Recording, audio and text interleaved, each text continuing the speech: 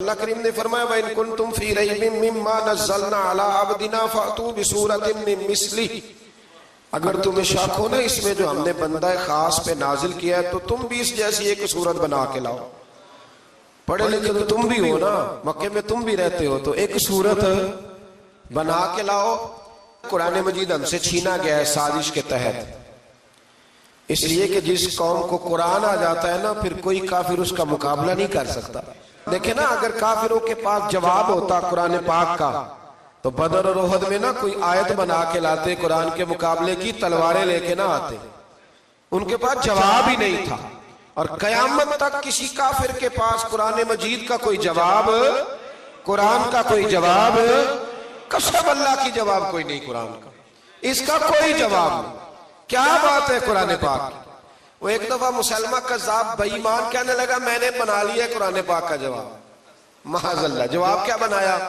وہ سورت ہے نا القاریۃ ما القاریۃ وما ادراک ما القاریۃ، کھڑکھڑانے والی کیا ہے، کھڑکھڑانے والی تمہیں کیا پتا کیا ہے کھڑکھڑی، قیامت کا ذکر ہے۔ کہنے لگا میں نے اس جیسی سورت بنا لیا، تو کیا بنایا؟ الفیل مالفیل وما ادراک ما الفیل۔ کہنے لگا ہاتھی، تمہیں کیا پتا کیا ہاتھی، تم کیا جانو کیا ہاتھی۔ تو پاس جو اس کے اپنے بیٹھے تھے نا چیلے، کہنے لگے چپ کر جا، سارے زمانے کو پتا ہاتھی کیا ہوتا ہے۔ تو پاگل ہے، اس کے دو کان ہوتے ہیں، ایک سونڈ ہوتی ہے، چار اس کے پیر ہوتے ہیں۔ بیوقوف آدمی قرآن کا مقابلہ کرنا ہے تو وہ چاج کے ساتھ کر پاگلوں کی طرح مقابلہ کرے گا، جوتے کھائے گا بھی، ہمیں بھی پڑھوائے گا۔ تو قرآن مجید کا کوئی مقابلہ کر سکا؟ تو اس آیہ مبارکہ میں اللہ نے کافروں کو یہ کہا اگر مقابلہ نہیں کر سکتے تو پھر اللہ سے ڈرو، ورنہ دوزخ میں ڈالے جاؤ گے، وہ جس کا ایندھن آدمی اور پتھر ہے، اور بنائی بھی کافروں کے لیے گئی ہے۔ اعدت للکافرین، جہنم کس کے لیے بنائی گئی ہے؟ کافروں اور منافقوں کے لیے۔ مسلمانوں کے لیے بنائی گئی، مسلمان مرضی سے چھلانگے لگائیں تو ان کی موج ہے، ورنہ ان کے لیے جہنم، ان کے لیے اللہ نے جنت بنائی ہے۔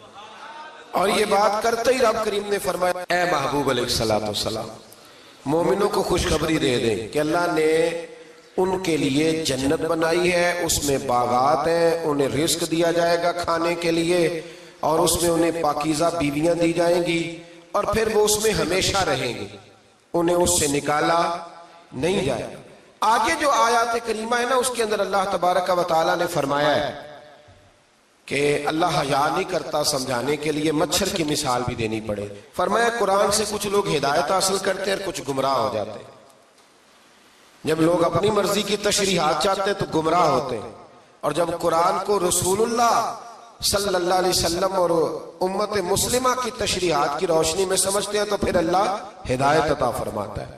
پھر اللہ تبارک و تعالیٰ نے آگے ارشاد فرمایا حضرت آدم کی پیدائش کا واقعہ۔ کچھ مفسرین نے لکھا اللہ نے مشورہ کیا تھا فرشتوں سے وَإِذْ قَالَ رَبُّكَ لِلْمَلَائِكَةِ إِنِّي جَاعِلٌ فِي الْأَرْضِ خَلِيفَةً، لیکن کچھ مفسرین کہتے ہیں کہ اللہ کو ضرورت نہیں فرشتوں سے مشورہ کرنے کی، اللہ نے فرشتوں سے مشورہ نہیں کیا بلکہ رب نے انہیں آگاہ فرمایا تھا کہ میں لگا ہوں زمین پہ اپنا نائب بنانے، میں خلافت دینے لگا ہوں زمین پہ۔ اب یہ تو دینے والی کی مرضی ہے نا اس نے کس کو دینی ہے، یہ تو دینے والے کی مرضی ہے نا اس نے۔ تو کچھ لوگ کہتے ہیں کہ دینے والے سے زیادہ ہمیں پتہ ہے، تو فرشتوں کو بھی یہ اجتہادی خطا ہو گئی، کہنے لگے یا اللہ اسے نہ بنانا، یہ فساد کرے گا، یہ خون ریزیاں کرے گا۔ تو اللہ نے فرمایا جو میں جانتا ہوں وہ تم، اللہ اکبر۔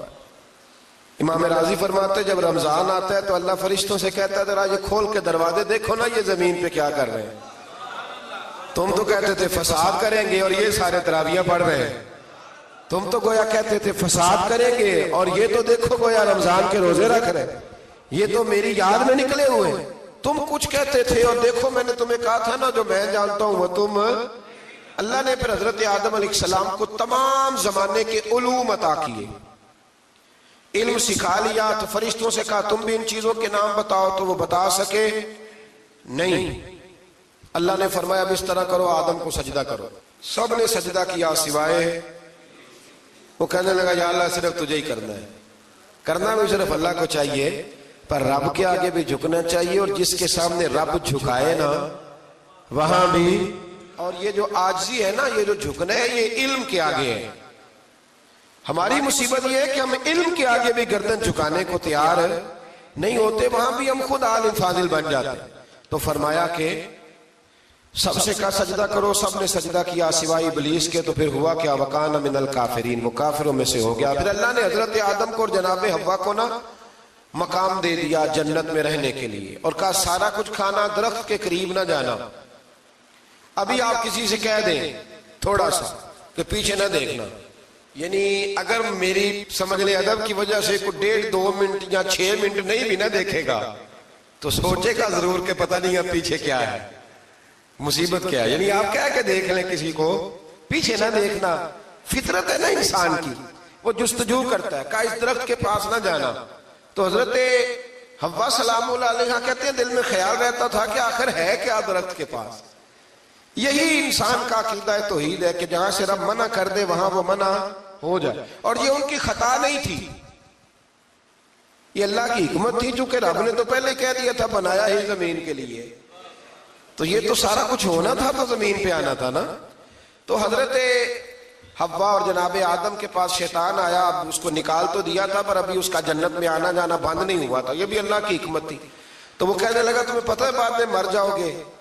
تو حضرت حوا کہنے لگی کیا موت بھی آئے گی؟ کہاں، اس کی تکلیف بھی بڑی ہوگی، تو پھر بچیں گے کیسے؟ تو کہنے لگے پھل کھا لو اس درخت کا۔ تو بچنے کے لیے پھل کھایا تھا۔ اس طرح لوگ آج بہت سارے کام بچنے کے لیے کرتے ہیں پر بچ سکتے، بچنے کے لیے پھل کھایا تو اللہ نے فرمایا زمین پہ چلے جاؤ۔ تو حضرت آدم زمین پہ آئے، پھر کئی 100 سال روتے رہے۔ فَتَلَقَّى آدَمُ مِن رَبِّهِ کَلِمَاتٍ، تو پھر اللہ نے خود ہی جناب آدم کو کچھ کلمے سکھائے۔ علامہ اسماعیل لکی فرماتے ہیں وہ کلمے یہ تھے کہ حضرت آدم نے میرے نبی کا وسیلہ پیش کیا، اللہ کریم نے جناب آدم کی دعا کو مقبول فرما لیا۔ پھر آگے بنی اسرائیل کا ذکر آ جاتا ہے۔ اللہ تعالیٰ نے بنی اسرائیل، آج آپ اسی قوم کو یہودی کہتے ہیں، ان کو اللہ نے اس زمانے میں فضیلت عطا کی تھی بہت زیادہ۔ تو عرب کے اندر جب نبی پاک علیہ السلام نے اعلان نبوت کیا تو کچھ لوگوں نے یہ کہہ دیا کہ اگر یہ یہودی کلمہ پڑھ لیں گے تو ہم بھی پڑھ لیں گے۔ تو پھر اللہ نے انہیں یاد کرایا کہ تم اصل میں کیا ہو، تمہیں کلمہ پڑھنا چاہیے۔ تو اہل یہود کا تذکرہ کرتے کرتے رب کریم نے ایک بات یہ بھی ارشاد فرمائی کہ تم لوگوں کو تو کہتے رہے ہو کہ وہ نبی آنے والے ہیں، وہ نبی آنے والے ہیں، اور جب آ گئے ہیں تو ماننے کو تیار نہیں ہو۔ تو فرمایا تأمرون الناس بالبر وَتَنْسَوْنَ أَنفُسَكُمْ وَأَنْتُمْ تَتْلُونَ الْكِتَابَ، لوگوں کو بھلائی کا حکم دیتے ہو اور اپنے آپ کو بھول جاتے ہو۔ أَفَلَا تَعْقِلُونَ، تمہیں عقل نہیں؟ پھر اللہ نے انہیں یہ بھی یاد کرایا کہ یاد کرو وہ زمانہ کہ جب فرعون نے خواب دیکھ لیا تھا کہ کوئی بچہ اس کی سلطنت کو تباہ کرے گا، تو پھر اس نے تمہارے بچوں کو ذبح کرانا شروع کیا اور تمہاری بیٹیوں کو چھوڑتا تھا۔ فرمایا یہ بھی تو تم نے دیکھا، میں نے تمہیں پھر تم سے کہا جہاد کرو قوم عمالقہ کے خلاف، تو مقام طیہ میں جا کے یہ لوگ کہنے لگے ہم سے جہاد نہیں ہوتا۔ اللہ نے انہیں ایک میدان میں قید کر دیا۔ بڑی دلچسپ بات، قید تو لوگ ہوتے ہیں نا چار دیواری میں، تو اللہ نے بنی اسرائیل والوں کو جب انہوں نے کہا ہم جہاد نہیں کریں گے تو اللہ نے میدان میں قید کر دیا۔ میدان میں، یہ یاد رکھیں، جب انسان اللہ کی نافرمانی کرتا ہے تو اسے ایسی قید ملتی ہے جس کا اس نے تصور بھی نہیں کیا ہوتا۔ ایک میدان ہے مقام طیہ، قید ہو گئے، سارا دن سفر کرتے تھے، سارا دن، تو رات کو تھک کے سوتے تھے، صبح اٹھتے تھے نا جب، تو وہیں ہوتے تھے جہاں کل صبح چلے تھے۔ تو رب جب کسی کو قیدی بناتا ہے تو اسے زنجیروں کی، سلاخوں کی ضرورت، دعا فرمائے اللہ تبارک و تعالی غموں سے نجات عطا فرمائے، یہ دعا فرمائے، ایسی قید دیتا ہے کہ جس سے پھر چھٹکارا ہو سکتا۔ تو بنی اسرائیل کا بہت زیادہ تذکرہ اس بارے میں اللہ تبارک و تعالی نے پھر بیان کیا، اور پھر کہا کہ انہیں جو حکم دیا جاتا تھا یہ اس کی سرتابی کرتے تھے، پھر اللہ نے ان پر ذلت نازل کر دی اور یہ ہمیشہ اس کا شکار رہے۔ قوم سبت کا ذکر فرمایا اللہ نے، ہفتے والے دن کچھ لوگ نافرمانی کرتے تھے۔ ہمارے بھی ہیلے بہانے ہیں نا آج کل کاروبار میں، تو اسی سپارے کی آیت نمبر 65 کے اندر اللہ تعالیٰ نے حضرت داؤد کی قوم کا ذکر کیا کہ اللہ نے انہیں حکم دیا تھا کہ ہفتے والے دن مچھلیاں نہیں پکڑنی، تو وہ کہتے تھے چلو ہاتھ لگا کے نہیں پکڑنی، ہاتھ لگا کے۔ وہ ہمارے لوگ ہیلے بہانے تلاش کر لیتے ہیں نا، وہ بڑے جناب انشورنس والا آ گیا، اب وہ بینک والا آ گیا، اب وہ فلانے صاحب آ گئے، وہ تروڑ مروڑ کے کہانیاں باتیں، اور پھر ہمیں بھی رستے مل جاتے ہیں بچنے کے. مفتی صاحب نے کہہ دیا تھا، ایک مولانا سے میں نے ان کو کہا ہفتے والے دن مچھلیاں نہیں پکڑنے کا، نہیں پکڑتے، چھوٹے چھوٹے حوض بنا لیے تو مچھلیاں زیادہ آتی تھی اس دن. یہ بھی اللہ کی قدرت تھی، نماز کے وقت گاہک زیادہ آتے ہیں، یہ اس کی قدرت ہوتی ہے. تو وہ مچھلیاں حوض میں جمع ہو جاتی ہیں، یوں سمجھ لیں کہ جال انہوں نے لگا لیے ہوئے تھے، تو جال میں وہ پھنستی رہتی تھی، حوضوں میں آتی رہتی تھی. ہفتے کو نہیں پکڑتے تھے، اتوار کو پکڑ لیتے تھے. تو پھر اللہ نے انہیں سزا دی. فرمایا تماشے کرتے ہو اللہ کے حکم کے ساتھ؟ کیا سزا دی؟ فَقُلْنَا لَهُمْ كُونُوا قِرَادَةً خَاسِئِينَ. فرمایا بندر بن جاؤ دھتکارے ہوئے. جو رزق حرام طریقے سے کماتے تھے رب انہیں بندر بنا دیتا تھا. ابھی بھی میں نے دیکھے ہیں بڑے بڑے تاجر پاگلوں جیسی زندگی گزار رہے ہیں، نفسیاتی طور پہ سکون نہیں ہے، کروڑوں روپیہ پڑا. کیوں؟ اس لیے کہ رب کے بتائے ہوئے طریقے کے مطابق تجارت نہیں کرتے. آگے ایک اور دلچسپ بات آ گئی. بنی اسرائیل کے اندر نا ایک شخص نے اپنے چچا کو قتل کر دیا جائیداد کے لیے. یہ دیکھیں کب سے لوگ جائیداد کے لیے قتل کرتے آ رہے ہیں. چچا کو قتل کر دیا، اور قتل کر کے حضرت موسیٰ علیہ السلام کے پاس آئے کہ میرے چچا کو کسی نے قتل کر دیا ہے تو بتائیں کیا کرنا ہے. تو آپ نے فرمایا کہ گائے ذبح کرو اور اس کا ایک ٹکڑا مقتول کو مارو، مرنے والے کو. وہ خود اٹھ کے بتا دے گا مجھے کس نے قتل کیا ہے. اب ارادہ نہیں تھا گائے ذبح کرنے کا تو بہانے کرنے لگے. ارادہ نہیں نہ ہوتا تو پھر کیا ہوتے ہیں؟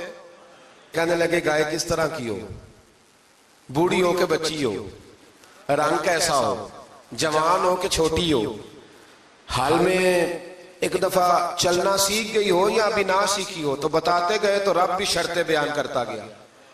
گہرے زرد رنگ کی ہو، حال کے اندر اسے نہ چلایا گیا ہو، پانی نہ نکالا گیا ہو، نہ بچی ہو نہ جوان ہو، اس کے درمیان ہو. یہ ساری شرطیں کہاں پائی جاتی تھیں؟ حضرت موسیٰ علیہ السلام کی قوم کا ایک شخص تھا جو اللہ کا ولی تھا. وہ جب انتقال کرنے لگا نا، اللہ اکبر، دیکھو رب ولیوں کی اولادوں پر بھی کتنا فضل فرماتا ہے. وہ جب انتقال کرنے لگا تو ایک اس کے پاس چھوٹی سی بچیا تھی، گائے کی بچی. اس نے جنگل میں چھوڑ دی. کہنے لگا یا اللہ میں تیرے نام پہ چھوڑتا ہوں، میرا بچہ جوان ہو جائے تو اسے دے دینا، اور تو سرمایہ ہی کوئی نہیں. بچہ بڑا ہوا تو بچہ بھی بڑا نیک تھا، اپنی ماں کا بڑا فرما بردار تھا. اس کی ماں نے کہا بیٹا تیرے باپ نے ایک گائے چھوڑی تھی. تو بچہ جنگل میں گیا اور جا کے کہنے لگا اے اللہ میری گائے مجھ سے ملا دے. تو رب کریم نے وہ گائے واپس کر دی. وہ گائے گھر لے آیا. اب وہ کہنے لگا اماں بیچ دوں. تو اماں کہنے لگی بیٹا میرے پوچھے بغیر نہ بیچنا. کئی دفعہ گاہک لگے پر اس نے کہا جب تک میری اماں نہ کہے گی میں بیچوں گا. ادھر بنی اسرائیل والے شرطیں جتنی گائے کے بارے میں پوچھ چکے تھے وہ ساری اسی گائے میں پائی جاتی تھی. تو یہ ڈھونڈتے ڈھونڈتے وہاں پہنچ گئے. تو کہنے لگے گائے چاہیے. تو اس نے کہا بھی تمہاری مرضی سے نہیں، قیمت میری مرضی کی.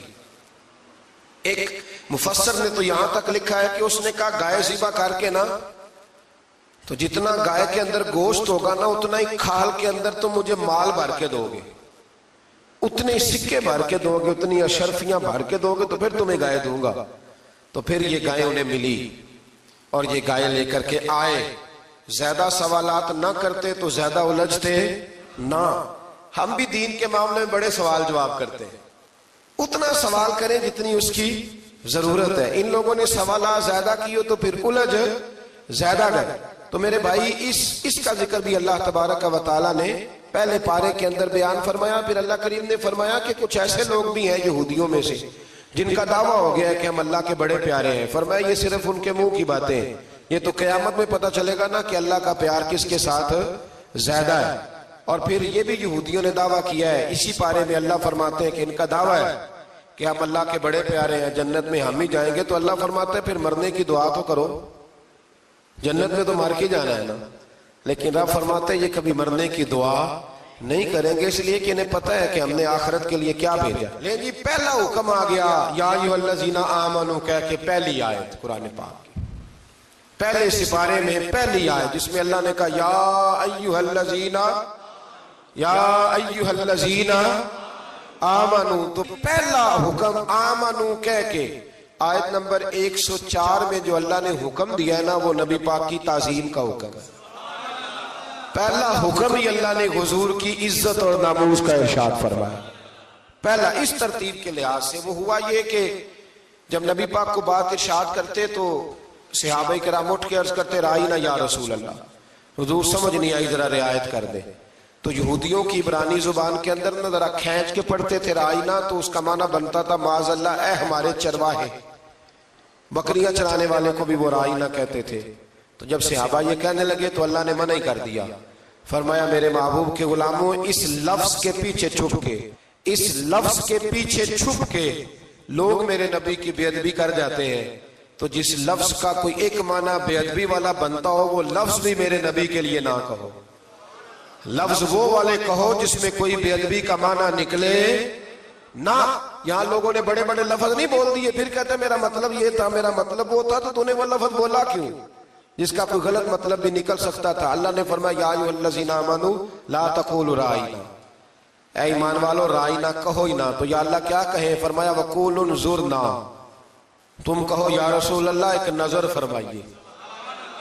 انداز دیکھیے انظرنا ایک نظر. تو ہمارے بزرگ تو پہلے بڑے پیار والوں نے کہہ دیا یا رسول اللہ انظر حالنا. کہتے کہاں سے لاتے ہو جملے؟ میں نے کہا اللہ کی کتاب سے. یا رسول اللہ انظر حالنا یا حبیب اللہ اسمع قال. تو تم کہو انظرنا، محبوب نظر کرم کرے، واسمعوا. اور کیا ضرورت ہے دوبارہ پوچھنے کی؟ اللہ کہتے ہیں پہلے ہی دھیان سے سنا کرو، پہلے ہی واسمعوا، پہلے ہی احتیاط سے سنو. وللکافرین عذاب علیم، اور کافروں کے لیے دردناک عذاب ہے. لیکن اسی پارے میں اللہ تبارک و تعالیٰ نے پھر اہل یہود کا ذکر کیا.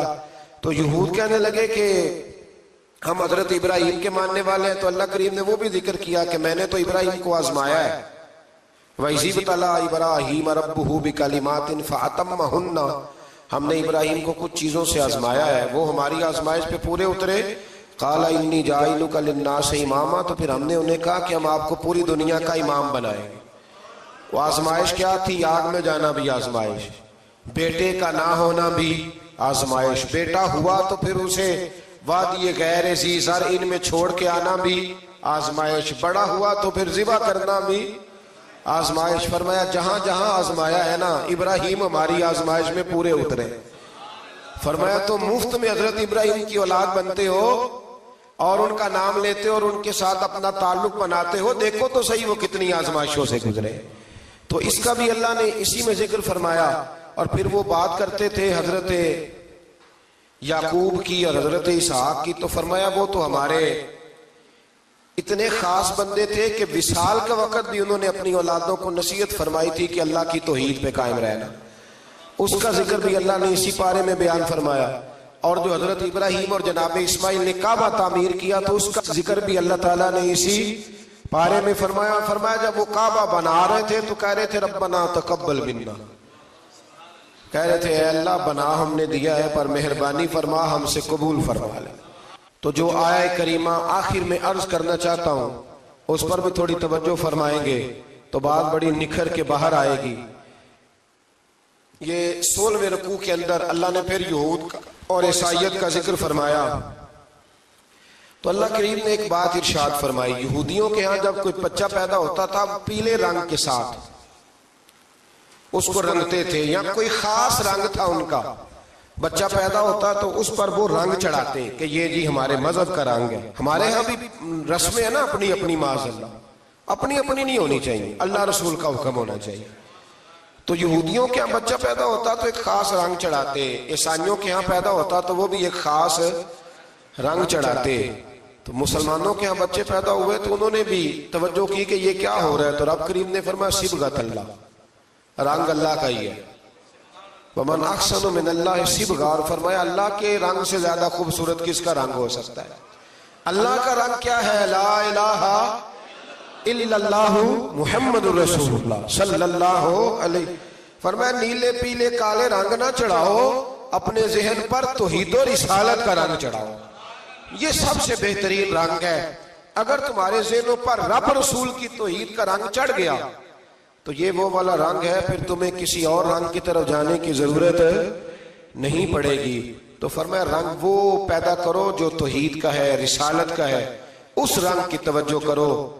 قرآن مجید کے اس پارے میں اللہ کریم نے مختلف باتیں بیان کر کے آخری رکوع میں یہ جو رنگ کا ذکر فرمایا نا، تو یہ لگتا ہے پورے پارے کا خلاصہ ہے کہ رب کریم نے فرمایا اصل بات یہ ہے کہ تمہاری سوچوں پہ رب رسول کی توحید و رسالت کا رنگ ہونا چاہیے۔ ہر وقت بچہ پیدا ہو، کوئی دنیا سے جائے تو رنگ کس کا ہونا چاہیے؟ اللہ رسول کے۔ اور فرمایا رب تمہارا وہ ہے جس نے تمہارے لیے زمین کو فرش بنایا ہے، آسمان کو چھت بنایا ہے، اور آسمان سے پانی برسا کے تو زمین سے پھل اگائے ہیں، رزق لکم، وہ بھی تیرے کھانے کے لیے اگائے ہیں۔ وہ جو آسمان سے بارش برسا کے زمین سے سبزہ اور پھل اگائے ہیں تو وہ بھی تیرے لیے۔ جب سارا کچھ تیرے لیے بنایا تو بھی تو عبادت کرنا اپنے رب کی، پھر کسی کو اس کا شریک نہ ٹھہرا۔ ایک چیلنج بھی کیا قرآن مجید نے اس رکوع کے اندر۔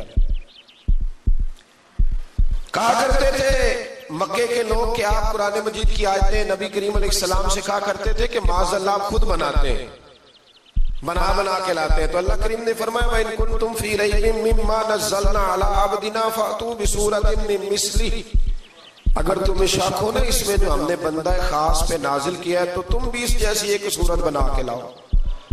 پڑھے لکھے تو تم بھی ہو نا، مکے میں تم بھی رہتے ہو، تو ایک صورت بنا کے لاؤ۔ قرآن مجید ہم سے چھینا گیا ہے سازش کے تحت، اس لیے کہ جس قوم کو قرآن آ جاتا ہے نا پھر کوئی کافر اس کا مقابلہ نہیں کر سکتا۔ دیکھیں نا اگر کافروں کے پاس جواب ہوتا قرآن پاک کا تو بدر اور احد میں نا کوئی آیت بنا کے لاتے قرآن کے مقابلے کی، تلواریں لے کے نہ آتے، ان کے پاس جواب ہی نہیں تھا۔ اور قیامت تک کسی کافر کے پاس قرآن مجید کا کوئی جواب، قرآن کا کوئی جواب، قسم اللہ کی جواب کوئی نہیں، قرآن کا اس کا کوئی جواب نہیں۔ کیا بات ہے قرآن پاک۔ وہ ایک دفعہ مسلمہ کذاب بے ایمان کہنے لگا میں نے بنا لیا قرآن پاک کا جواب، معاذ اللہ۔ جواب کیا بنایا؟ وہ سورت ہے نا القاریہ ملقاریہ وما ادراک ملقاریہ، کھڑکھڑانے والی کیا ہے؟ کھڑکھڑانے والی، تمہیں کیا پتا کیا ہے کھڑکھڑی؟ قیامت کا ذکر ہے۔ کہنے لگا میں نے اس جیسی صورت بنا لیا، تو کیا بنایا؟ الفیل ملفیل وما ادراک ملفیل۔ کہنے لگا ہاتھی، تمہیں کیا پتا کیا ہاتھی، تم کیا جانو کیا ہاتھی؟ تو پاس جو اس کے اپنے بیٹھے تھے نا چیلے، کہنے لگے چپ کر جا، سارے زمانے کو پتا ہے ہاتھی کیا ہوتا ہے۔ تو پاگل ہے، اس کے دو کان ہوتے ہیں، ایک سونڈ ہوتی ہے، چار اس کے پیر ہوتے ہیں۔ بیوقوف آدمی قرآن کا مقابلہ کرنا ہے تو وہ چج کے ساتھ کر، پاگلوں کی طرح مقابلہ کرے گا، جوتے کھائے گا بھی، ہمیں بھی پڑھوائے گا۔ تو قرآن مجید کا کوئی مقابلہ کر سکا؟ تو اس آیہ مبارکہ میں اللہ نے کافروں کو یہ کہا اگر مقابلہ نہیں کر سکتے تو پھر اللہ سے ڈرو، ورنہ دوزخ میں ڈالے جاؤ گے، وہ جس کا ایندھن آدمی اور پتھر، اور بنائی بھی کافروں کے لیے گئی ہے۔ وَعِدَّتْ لِلْكَافِرِينَ، جہنم کس کے لیے بنائی گئی ہے؟ کافروں اور منافقوں کے لیے، مسلمانوں کے لیے بنائی گئی۔ مسلمان مرضی سے چھلانگے لگائیں تو ان کی موج ہے، ورنہ ان کے لیے جہنم، ان کے لیے اللہ نے جنت بنائی ہے۔ اور یہ بات کرتے ہی رب کریم نے فرمایا اے محبوب علیہ السلام مومنوں کو خوشخبری دے دیں کہ اللہ نے ان کے لیے جنت بنائی ہے، اس میں باغات ہیں، انہیں رزق دیا جائے گا کھانے کے لیے، اور اس میں انہیں پاکیزہ بیویاں دی جائیں گی، اور پھر وہ اس میں ہمیشہ رہیں گے، انہیں اس سے نکالا نہیں جائے گا۔ آگے جو آیات کریمہ ہے نا اس کے اندر اللہ تبارک و تعالیٰ نے فرمایا ہے کہ اللہ حیا نہیں کرتا سمجھانے کے لیے مچھر کی مثال بھی دینی پڑے۔ فرمایا قرآن سے کچھ لوگ ہدایت حاصل کرتے ہیں اور کچھ گمراہ ہو جاتے ہیں۔ جب لوگ اپنی مرضی کی تشریحات چاہتے ہیں تو گمراہ ہوتے ہیں، اور جب قرآن کو رسول اللہ صلی اللہ علیہ وسلم اور امت مسلمہ کی تشریحات کی روشنی میں سمجھتے ہیں تو پھر اللہ ہدایت عطا فرماتا ہے۔ پھر اللہ تبارک و تعالیٰ نے آگے ارشاد فرمایا حضرت آدم کی پیدائش کا واقعہ۔ مفسرین نے لکھا اللہ نے مشورہ کیا تھا فرشتوں سے، وَإِذْ قَالَ رَبُّكَ لِلْمَلَائِكَةِ إِنِّي جَاعِلٌ فِي الْأَرْضِ خَلِيفَةً، لیکن کچھ مفسرین کہتے ہیں کہ اللہ کو ضرورت نہیں فرشتوں سے مشورہ کرنے کی، اللہ نے فرشتوں سے مشورہ نہیں کیا، بلکہ رب نے انہیں آگاہ فرمایا تھا کہ میں لگا ہوں زمین پہ اپنا نائب بنانے، میں خلافت دینے لگا ہوں زمین پہ۔ اب یہ تو دینے والی کی مرضی ہے نا، اس نے کس کو دینی ہے، یہ تو دینے والے کی مرضی ہے نا اس نے. تو کچھ لوگ کہتے ہیں کہ دینے والے سے زیادہ ہمیں پتہ ہے. تو فرشتوں کو بھی یہ اجتہادی خطا ہو گئی, کہنے لگے یا اللہ اسے نہ بنانا, یہ فساد کرے گا, یہ خون ریزیاں کرے گا. تو اللہ نے فرمایا جو میں جانتا ہوں وہ تم. اللہ اکبر. امام راضی فرماتے جب رمضان آتا ہے تو اللہ فرشتوں سے کہتا ہے ذرا یہ کھول کے دروازے دیکھو نا یہ زمین پہ کیا کر رہے ہیں. تم تو کہتے تھے فساد کریں گے اور یہ سارے تراویح پڑھ رہے ہیں. تم تو گویا کہتے تھے فساد کریں گے اور یہ تو دیکھو گویا رمضان کے روزے رکھ رہے ہیں. یہ تو میری یاد میں نکلے ہوئے. تم کچھ کہتے تھے اور دیکھو میں نے تمہیں کہا تھا نا جو میں جانتا ہوں وہ تم.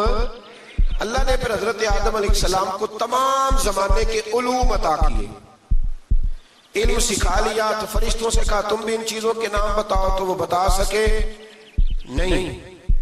اللہ نے فرمایا اب اس طرح کرو آدم کو سجدہ کرو. سب نے سجدہ کیا سوائے. وہ کہنے لگا یا اللہ صرف تجھے ہی کرنا ہے.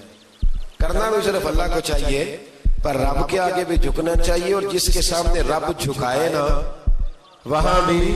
اور یہ جو عاجزی ہے نا, یہ جو جھکنا ہے یہ علم کے آگے ہے. ہماری مصیبت یہ ہے کہ ہم علم کے آگے بھی گردن جھکانے کو تیار نہیں ہوتے, وہاں بھی ہم خود عالم فاضل بن جاتے. تو فرمایا کہ سب سے کہا سجدہ کرو. سب نے سجدہ کیا سوائے ابلیس کے. تو پھر ہوا کیا وکان من الکافرین, وہ کافروں میں سے ہو گیا. پھر اللہ نے حضرت آدم کو اور جناب حوا کو نا مقام دے دیا جنت میں رہنے کے لیے, اور کہا سارا کچھ کھانا, درخت کے قریب نہ جانا. ابھی آپ کسی سے کہہ دیں تھوڑا سا کہ پیچھے نہ دیکھنا, یعنی اگر میری سمجھ لیں ادب کی وجہ سے کوئی 1.5-2 منٹ یا 6 منٹ نہیں بھی نہ دیکھے گا تو سوچے گا ضرور کہ پتہ نہیں اب پیچھے کیا ہے, مصیبت کیا ہے. یعنی آپ کہہ کے دیکھ لیں کسی کو, پیچھے نہ دیکھنا فطرت ہے نا انسان کی, وہ جستجو کرتا ہے کہ اس درخت کے پاس نہ جانا. تو حضرت حوا سلام اللہ علیہ کہتے ہیں دل میں خیال رہتا تھا کہ آخر ہے کیا درخت کے پاس. یہی انسان کا عقیدہ توحید ہے کہ جہاں سے رب منع کر دے وہاں وہ منع ہو جائے. اور یہ ان کی خطا نہیں تھی, یہ اللہ کی حکمت تھی, چونکہ رب نے تو پہلے کہہ دیا تھا بنایا ہے زمین کے لیے, تو یہ تو سارا کچھ ہونا تھا تو زمین پہ آنا تھا نا. تو حضرت حوا اور جناب آدم کے پاس شیطان آیا, اب اس کو نکال تو دیا تھا پر ابھی اس کا جنت میں آنا جانا بند نہیں ہوا تھا, یہ بھی اللہ کی حکمت تھی. تو وہ کہنے لگا تمہیں پتہ ہے بعد میں مر جاؤ گے. تو حضرت حوا کہنے لگی کیا موت بھی آئے گی؟ کہاں, اس کی تکلیف بھی بڑی ہوگی, تو پھر بچیں گے کیسے؟ تو کہنے لگے پھل کھا لو اس درخت کا. تو بچنے کے لیے پھل کھایا تھا. اس طرح لوگ آج بہت سارے کام بچنے کے لیے کرتے ہیں پر بچ سکتے, بچنے کے لیے پھل کھایا تو اللہ نے فرمایا زمین پہ چلے جاؤ. تو حضرت آدم زمین پہ آئے, پھر کئی 100 سال روتے رہے. فَتَلَقَّى آدَمُ مِن رَبِّهِ کَلِمَاتٍ, تو پھر اللہ نے خود ہی جناب آدم کو کچھ کلمے سکھائے. علامہ اسماعیل حقی فرماتے ہیں وہ کلمے یہ تھے کہ حضرت آدم نے میرے نبی کا وسیلہ پیش کیا, اللہ کریم نے جناب آدم کی دعا کو مقبول فرما لیا. پھر آگے بنی اسرائیل کا ذکر آ جاتا ہے. اللہ تعالیٰ نے بنی اسرائیل, آج آپ اسی قوم کو یہودی کہتے ہیں, ان کو اللہ نے اس زمانے میں فضیلت عطا کی تھی بہت زیادہ. تو عرب کے اندر جب نبی پاک علیہ السلام نے اعلان نبوت کیا تو کچھ لوگوں نے یہ کہہ دیا کہ اگر یہ یہودی کلمہ پڑھ لیں گے تو ہم بھی پڑھ لیں گے. تو پھر اللہ نے انہیں یاد کرایا کہ تم اصل میں کیا ہو, تمہیں کلمہ پڑھنا چاہیے.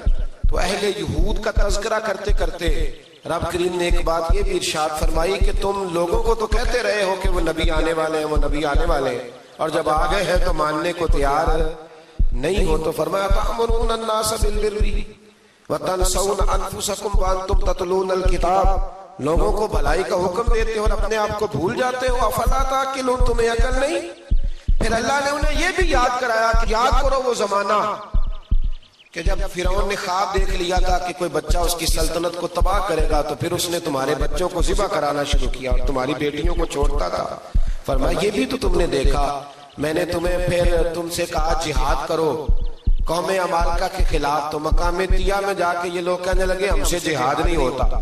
اللہ نے انہیں ایک میدان میں قید کر دیا. بڑی دلچسپ بات, قید تو لوگ ہوتے ہیں نا چار دیواری میں, تو اللہ نے بنی اسرائیل والوں کو جب انہوں نے کہا جہاد نہیں کریں گے تو اللہ نے میدان میں قید کر دیا.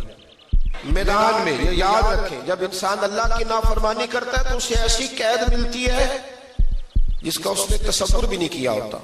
ایک میدان ہے مقام طیا، قید ہو گئے، سارا دن سفر کرتے تھے، سارا دن. تو رات کو تھک کے سوتے تھے، صبح اٹھتے تھے نا جب، تو وہیں ہوتے تھے جہاں کل صبح چلے تھے. تو رب جب کسی کو قیدی بناتا ہے تو اسے زنجیروں کی، سلاخوں کی ضرورت ہے.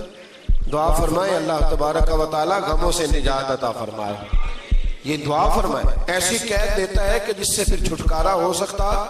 تو بنی اسرائیل کا بہت زیادہ تذکرہ اس بارے میں اللہ تبارک و تعالی نے پھر بیان کیا، اور پھر کہا کہ انہیں جو حکم دیا جاتا تھا یہ اس کی سرتابی کرتے تھے. پھر اللہ نے ان پر ذلت نازل کر دی اور یہ ہمیشہ اس کا شکار رہے. قوم سبت کا ذکر فرمایا اللہ نے. ہفتے والے دن کچھ لوگ نافرمانی کرتے تھے. ہمارے بھی ہیلے مانے ہیں نا آج کل کاروبار میں. تو اسی سپارے کی آیت نمبر 65 کے اندر اللہ تعالیٰ نے حضرت داؤد کی قوم کا ذکر کیا کہ اللہ نے انہیں حکم دیا تھا کہ ہفتے والے دن مچھلیاں نہیں پکڑنی. تو وہ کہتے تھے چلو ہاتھ لگا کے نہیں پکڑنی، ہاتھ لگا. وہ ہمارے لوگ ہیلے بہانے تلاش کر لیتے ہیں نا. وہ بڑے جناب انشورنس والا آ گیا، اب وہ بینک والا آ گیا، وہ فلانے صاحب آ گئے، وہ تروڑ مروڑ کے کہانیاں باتیں، اور پھر ہمیں بھی رستے مل جاتے ہیں بچنے کے. مفتی صاحب نے کہہ دیا تھا، ایک مولانا سے میں نے ان کو کہا ہفتے والے دن مچھلیاں نہیں پکڑنے کا. نہیں پکڑتے، چھوٹے چھوٹے حوض بنا لیے. تو مچھلیاں زیادہ آتی تھی اس دن. یہ بھی اللہ کی قدرت تھی. نماز کے وقت گاہک زیادہ آتے ہیں، یہ اس کی قدرت ہوتی ہے. تو وہ مچھلیاں حوض میں جمع ہو جاتی ہیں. یوں سمجھ لیں کہ جال انہوں نے لگا لیے ہوئے تھے. تو جال میں وہ پھنستی رہتی تھی، حوضوں میں آتی رہتی تھی. ہفتے کو نہیں پکڑتے تھے، اتوار کو پکڑ لیتے تھے. تو پھر اللہ نے انہیں سزا دی. فرمایا تماشے کرتے ہو اللہ کے حکم کے ساتھ.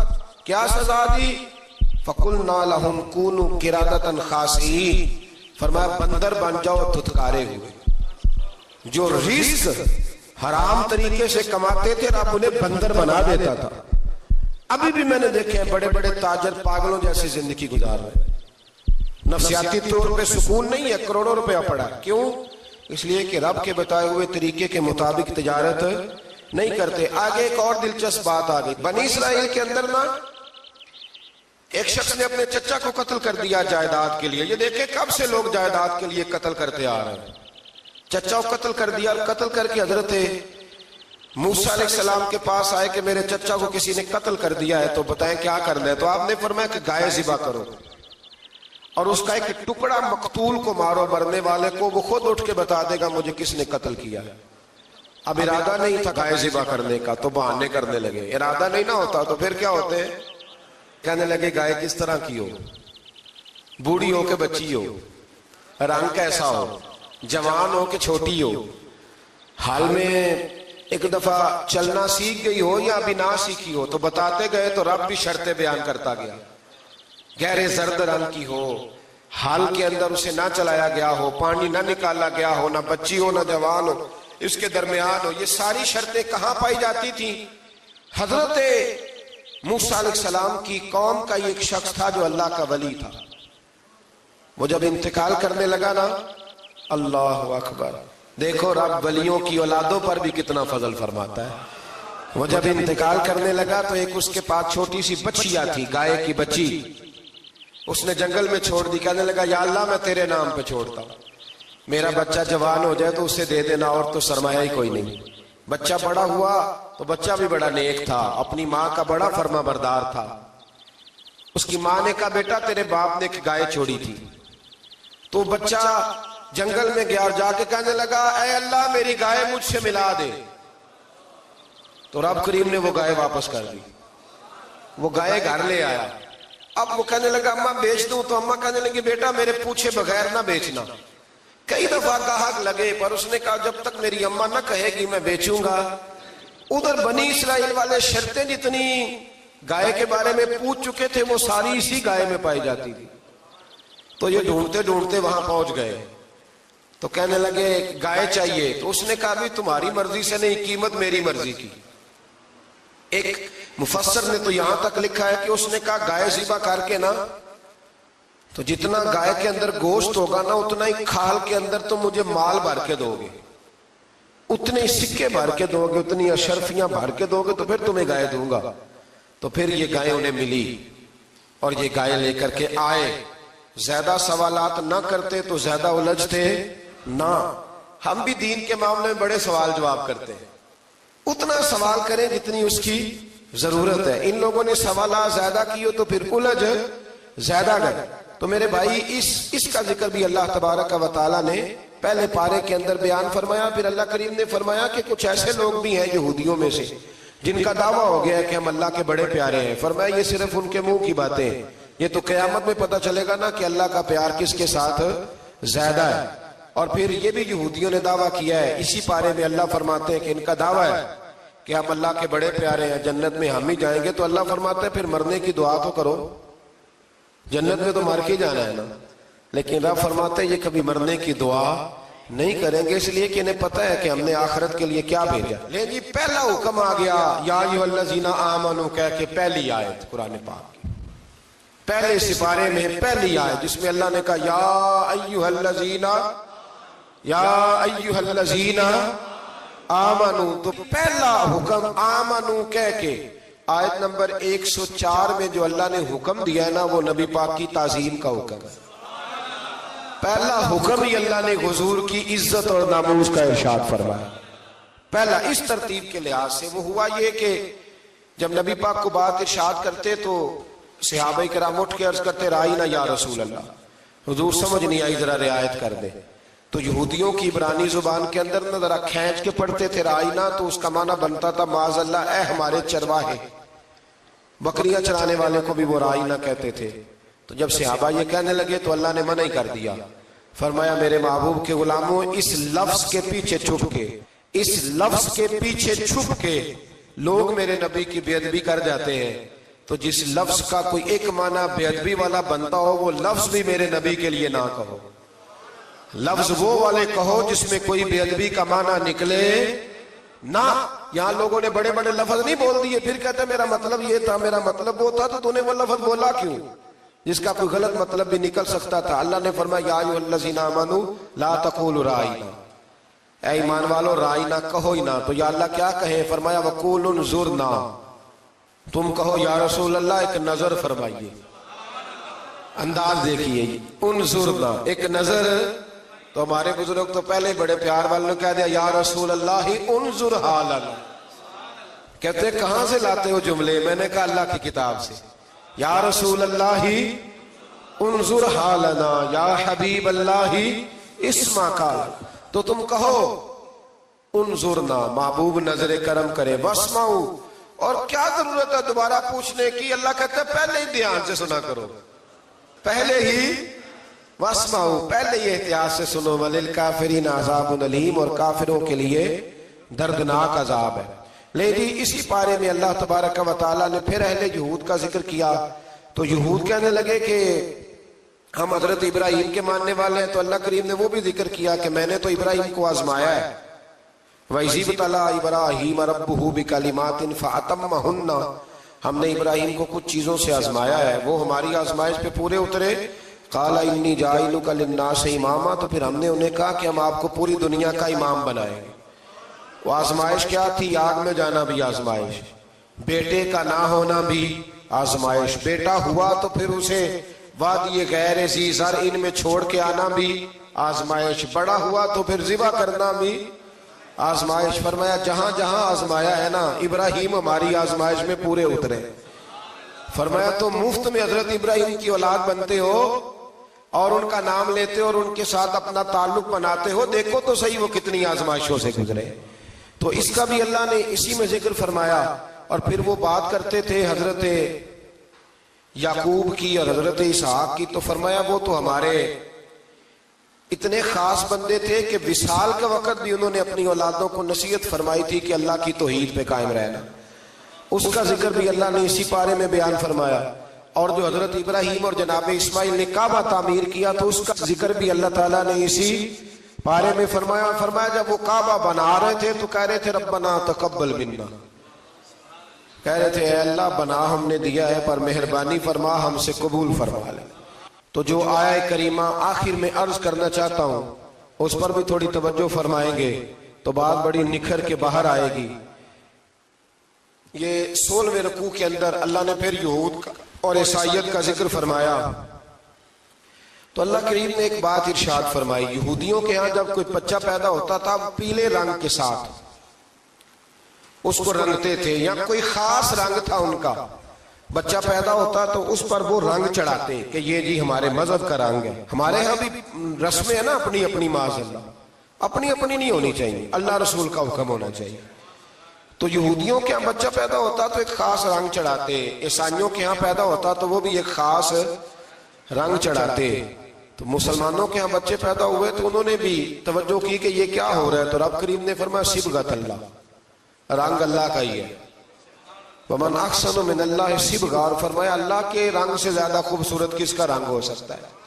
اللہ کا رنگ کیا ہے؟ لا الہ الا اللہ محمد رسول اللہ صلی اللہ علیہ. فرمایا نیلے پیلے کالے رنگ نہ چڑھاؤ, اپنے ذہن پر توحید و رسالت کا رنگ چڑھاؤ. یہ سب سے بہترین رنگ ہے.